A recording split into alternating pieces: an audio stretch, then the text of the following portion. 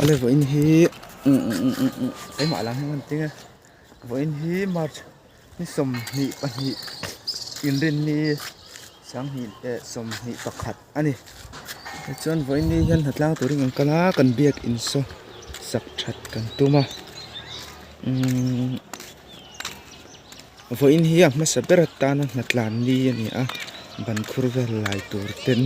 kan bo sai don ani le kan biak hi ngai om ve don ema chuang chuan document na tan te po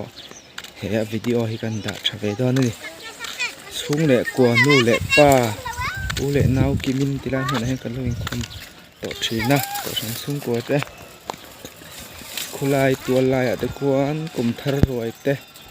Christmas roi te pon stakin chung ko kin kan lo theve to thina ame ro chu tu na chon chung ko kim lo te pon kanin khom ta ne ma chung te ni wang te po chuan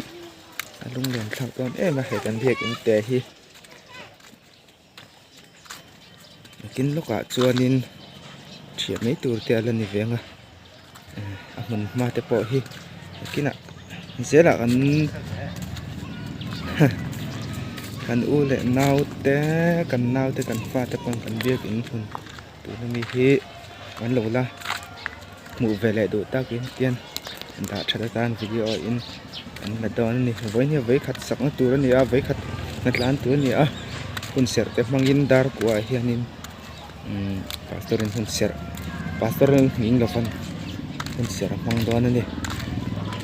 poni se mun ha vele gan la kwal ve nge tung len thau don mai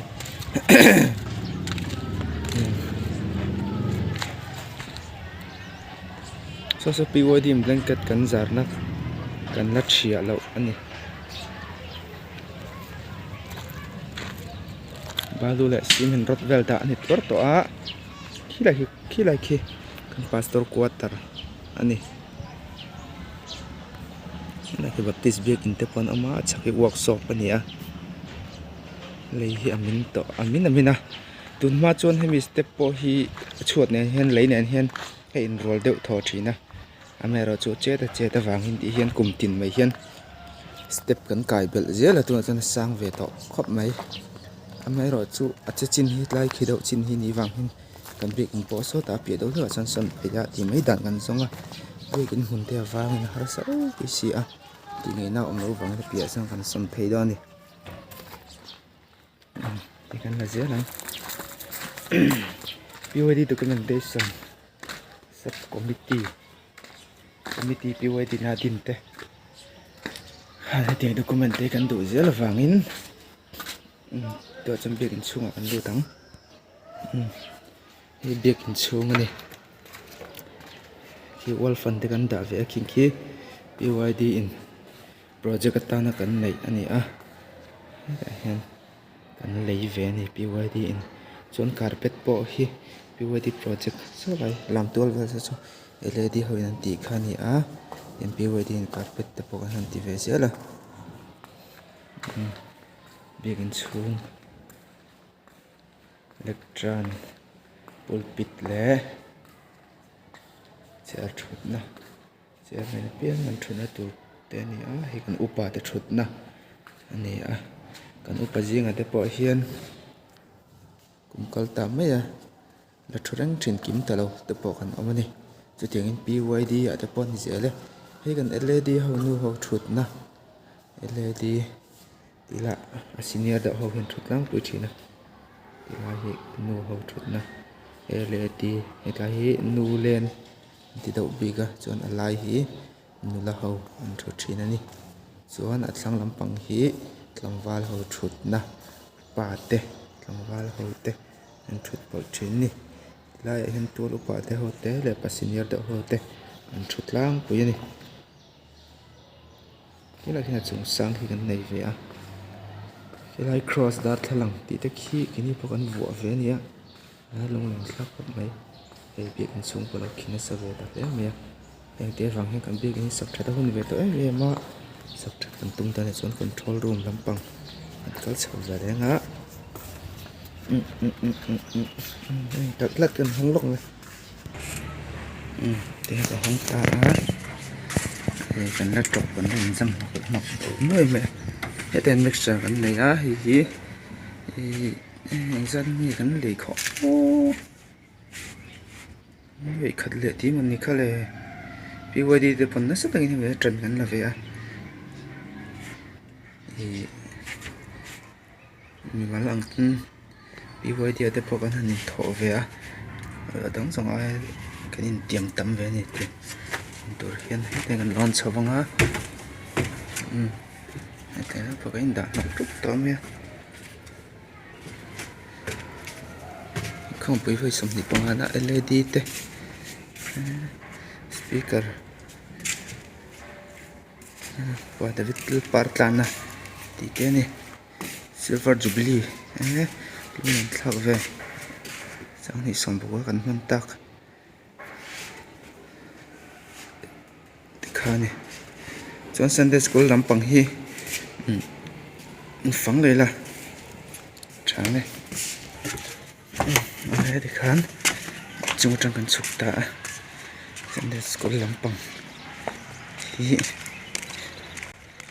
rất lẹ balu thì phải bỏng mấy cái này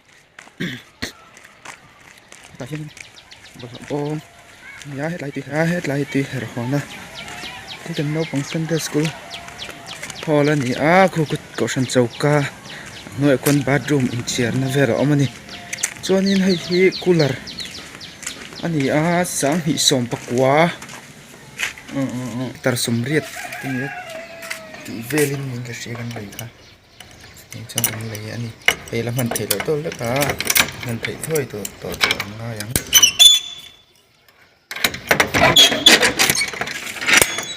ส่วน Sunday School จะเป็นห้องตาให้ที่เราเห็นนี่ beginner สอนทุกทีนะมีตัวเขียนinter department ก็เสียลายเต็มนี่ส่วน junior department เนี่ยให้ที่เราเห็น primary อันทุกทีนะส่วนนี้ให้ที่เราเห็น senior ชุดนะอันนี้ชุดแรงบ่อยอันละดาร์หน่วยแม่มันต่างที่ไปมันมังเรียso lai so doctrine department thut na ni hejer tier tu tho tang kan thut thin ni chuan han clear thasini la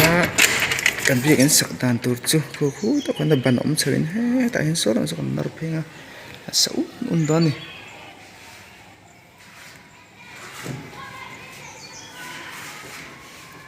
kan kal je rang ti khan he ta hin pi wai di properties da na property da na vel te lo oma slide kan on beng ti khen heta han combo kan ne ya antikum da kan le ching ka shelawa sing khat le sanga vel ni ka she combo ka kan le isata elim lampangin khompui na LED khompui na min ho saka chon hei kan guitar stand ni hei hi kan lyrics stand ani kan project jing ter thoi kan le ani lyrics stand ve te ani heta hianin file le minute bu hlui velte kan da khat tru ni bongro ne no chu kan na he ting po hi pulling carpet ang chi po hi giờ tiếng nghe cần lấy khá lẹ cần lấy tàu về có mấy cho nên hết là hết carton về cần đã bốc á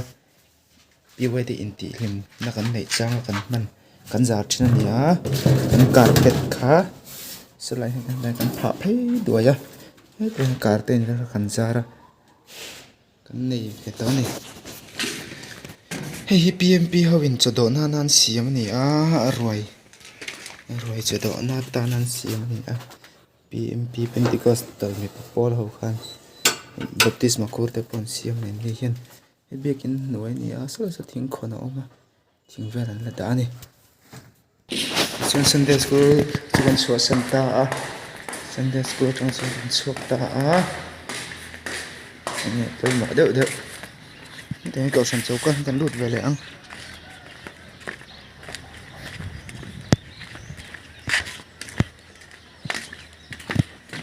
chả bị mà hong ta chu ni ro san chau ka ta thalak te ron ta ra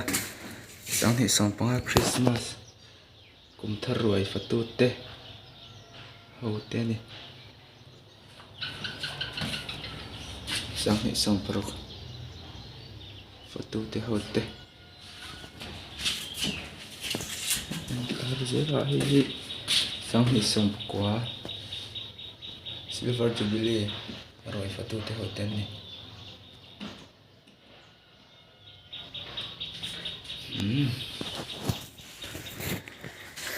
chuanin nengo ko san bung ro te ni han thuk ko oma tilai han yes kan nei boka tilai han bung ro sang sang so lai sonin BYD na kan project pakhat ve tian kan nei ya so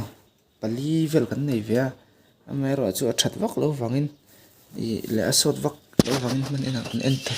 talo ti kan hlui lon ta do na ko sana kan pe zo kan kan pe ta kan pe sim sim ko sana kan sana man the vak lo kan hang ta si lo ni so el se te pakhi la ron thing pa ni zori te pakhi na tlang tu khoi sang sang a chu sang sang a pakhi aron na tlang ve don ni khi nakina big in sak zo meu chuanin a lian to tang tu na video pa hi to sang sang bye bye chuan in hoi an chok thla chinang an bathroom siam that hi ngai no na lu non do hlak to boka he tla hi bathroom ani ocean bathroom ya hi siam that ngai te ni hloma lai chu a chunga chang an lut lo me big ne level a boro hi tlang thunom chin hei to chuanin mars la top lam halo ni ve to wangin boro ko nuama ko kolum chan to ku khun vau be te par check chuk zel me lung len thlak thin emani vau be par te moi tur atam thina he tira hianin eng thing nge ka se chi lawa thing lo me kom thang hian nung te po kan huan ve kani kan ko san huan ve kani en bol lo hal na te kan siam khi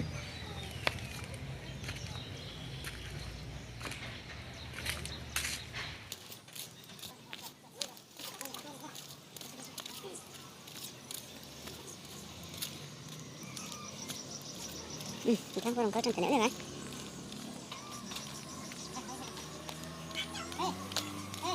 sao sao thế lang na mi